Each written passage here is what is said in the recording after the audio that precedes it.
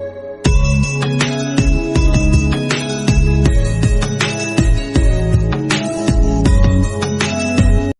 Friends, मैं नितेश राठौड़ एक बार फिर से आप सभी का स्वागत करता हूं। लास्ट लेक्चर में हम लोगों ने फिजिक्स के जो क्वेश्चंस किए थे, आई होप आपको पसंद आए होंगे। अगर आपने वीडियो नहीं देखा है तो डिस्क्रिप्शन में लिंक दिया हुआ है, वहां से जाके आप वो वीडियो देख सकते हो। और अगर आप चैनल पर नए हो तो सब्सक्राइब कर दीजिएगा और साथ में बेल आइकन भी प्रेस कर दीजिए, ताकि जब भी नेक्स्ट वीडियो आए तो आपको नोटिफिकेशन मिल जाएगा। आज हम लोग जो अपने फिजिक्स के आगे के क्वेश्चन हैं उनका यहाँ पर डिस्कशन करेंगे। तो चलिए ज़्यादा टाइम वेस्ट नहीं करते हुए अपनी जो आज की क्लास है उसको हम स्टार्ट करते हैं। आज का हमारा पहला क्वेश्चन क्या है? A passenger standing in a bus is thrown outward when bus takes a sudden turn happens due to।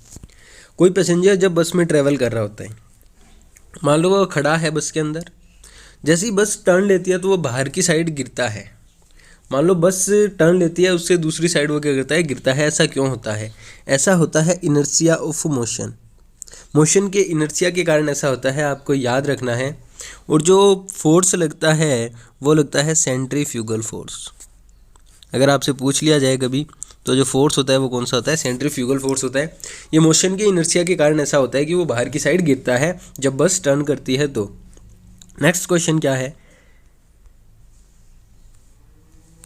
When pressure is increased the melting point of ice. जब प्रेशर इंक्रीज होता है, दाब जब बढ़ता है, तो जो बर्फ का जो गलनांक होता है उस पर क्या प्रभाव पड़ता है? प्रेशर इंक्रीज होता है तो आइस की मेल्टिंग पॉइंट पे क्या इफेक्ट पड़ता है, वो अपन से पूछा है।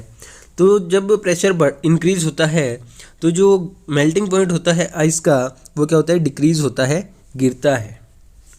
गलनांक क्या होता है? नीचे आता है जब क्या होता है? प्रेशर बढ़ता है। तो नेक्स्ट क्वेश्चन क्या है? Longitudinal waves can not travel through. अभी रिपीट हुआ है, जस्ट पीछे वाले एग्जाम में क्वेश्चन आया हुआ है।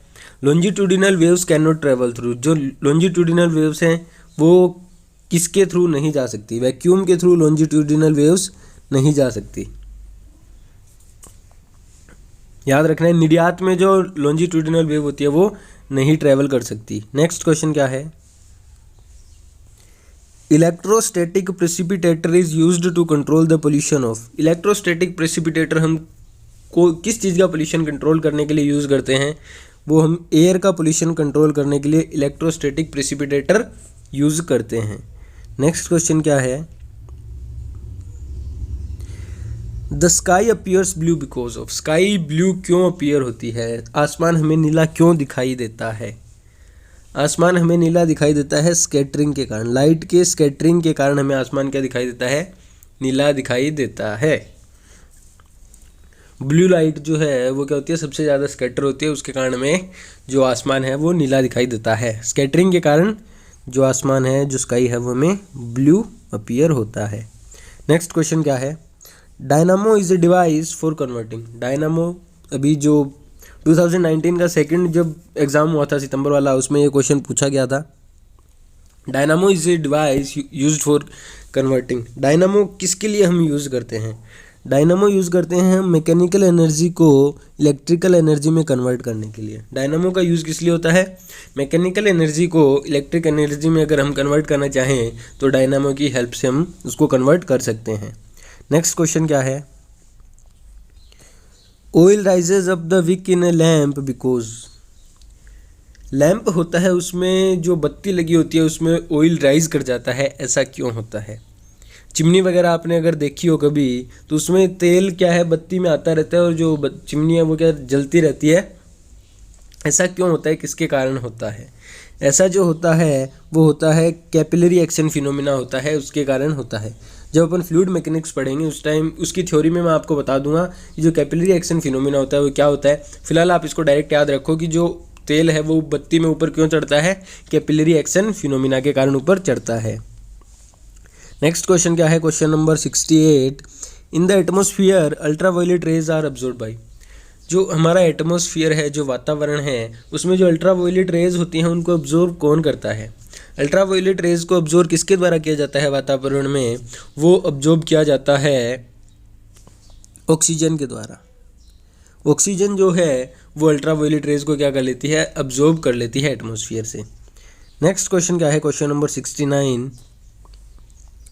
N electron microscope gives high magnification than an optical microscope because.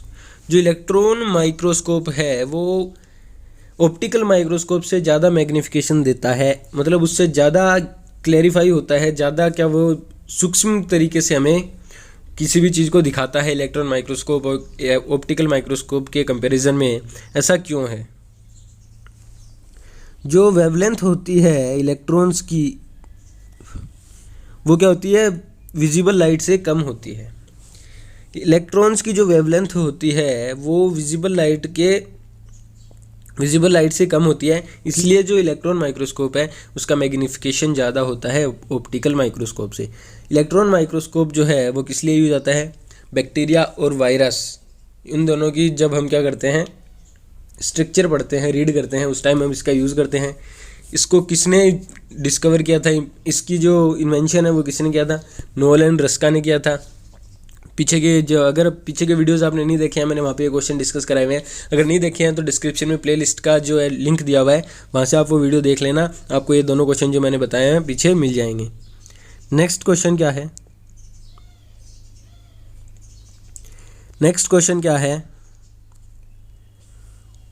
For a body moving with no uniform velocity and uniform acceleration. कोई बॉडी है ना तो उसकी वेलोसिटी यूनिफॉर्म है और ना उसका एक्सीलरेशन यूनिफॉर्म है, तो इनमें से कौन सी कंडीशन है वो सही होगी? देखो, ना तो उसकी वेलोसिटी यूनिफॉर्म है ना उसका एक्सीलरेशन यूनिफॉर्म है, दोनों ही यूनिफॉर्म नहीं है। तो ऐसे में जो डिस्प्लेसमेंट टाइप ग्राफ जो होगा, एस टी जो बनेगा वो बनेगा U T plus half E T square. Velocity भी चेंज हो रही होगी और उसका एक्सीलरेशन जो त्वरण है, वेग और त्वरण दोनों वहाँ पे बदल रहे होंगे। समय के साथ क्या हो रहा होगा, उनमें बदलाव हो रहा होगा। तो जो डिस्प्लेसमेंट टाइम का जो ग्राफ होगा वो क्या होगा? नॉन लीनियर होगा, सरल रेखीय नहीं होगा, वो क्या होगा? नॉन लीनियर होगा। नेक्स्ट क्वेश्चन क्या है? Question number 71। Lambert's law is related to. Lambert का जो लॉ है वो किससे रिलेटेड होता है? लैम्बर्ट का लॉ जो है वो इल्यूमिनेशन से रिलेटेड होता है। आगे जब चैप्टर में आएगा उस टाइम मैं आपको पूरा डिटेल में बता दूंगा कि लैम्बर्ट लॉ होता क्या है। नेक्स्ट क्या है? Which of the following law validates the statement that matter can neither be created nor destroyed.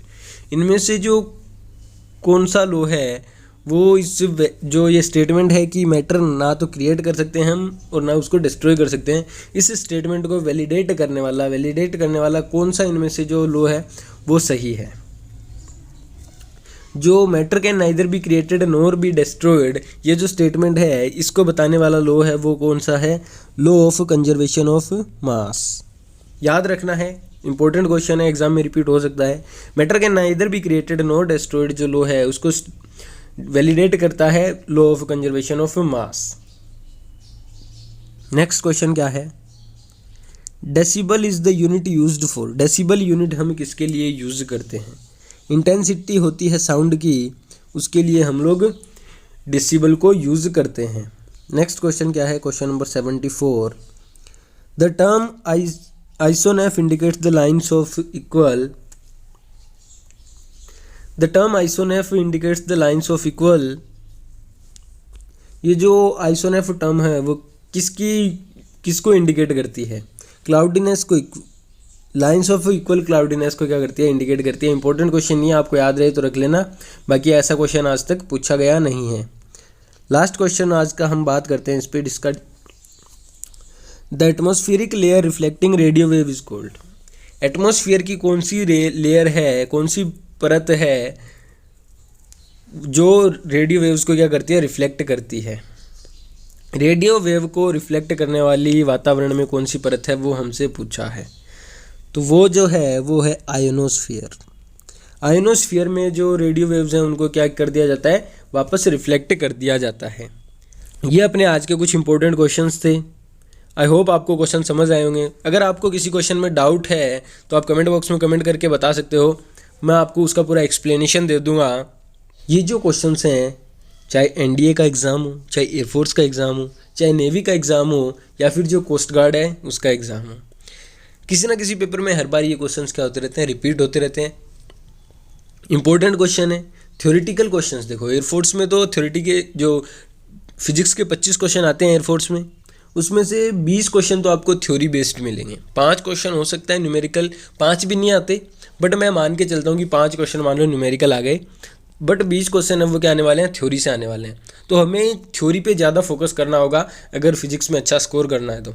और अगर आप मेरे साथ सारे वीडियोस को देखते चलोगे, ये सारे क्वेश्चंस आप क्लियर करते चलोगे, तो आपके जो थ्योरी के क्वेश्चंस हैं वो 15+ तो इजीली आप करेक्ट कर जाओगे। न्यूमेरिकल्स की मैं अलग वीडियो बनाऊंगा, उसमें अपन न्यूमेरिकल्स फॉर्मूला बेस्ड जो होते हैं उनका भी डिस्कशन करेंगे। उससे क्या है, आपके वो भी स्ट्रॉन्ग हो जाएंगे। फिलहाल इस वीडियो में इतना ही, आगे की बात करेंगे अपन नेक्स्ट क्लास में। अगर वीडियो पसंद आया हो तो लाइक शेयर सब्सक्राइब करना। Thank you.